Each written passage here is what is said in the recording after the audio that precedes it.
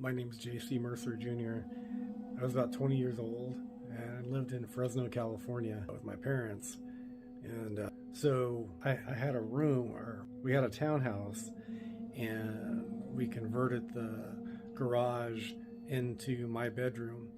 And one night I woke up and I looked over to my right, and all of a sudden I saw two people standing in my bedroom talking with each other, and our cloaks over on their heads. And I startled them. They were in a conversation, and I startled them when I woke up and rose up out of my bed. And they looked at me, and they came running towards me, and my bedroom door happened to be right next to my bed. So they came running towards me and out of my room through the door, and that door led into our living room. So obviously I started screaming. I didn't get a look at their face. It was dark, but I could tell they were wearing hoods. My mom hears this and comes running downstairs and wants to know what's going on. And I tell her what I just saw. And obviously she's freaked out. I'm freaked out. So we go into the front room and we're looking for it. If we look the entire townhouse, and we couldn't find anything. There was nobody in there. So my mom decided, okay, so probably just having a bad dream or whatever. So I'm 20 years old, and my mom is like putting me to sleep and telling me it's going to be okay. And she prays over me.